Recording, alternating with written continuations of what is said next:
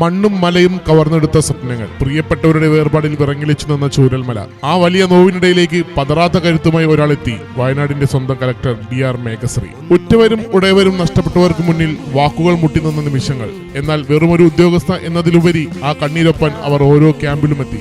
തകർന്നുപോയ ഓരോരുത്തർക്കും ഒരു താങ്ങായി കരുത്തായി അവർ നിലകൊണ്ടു.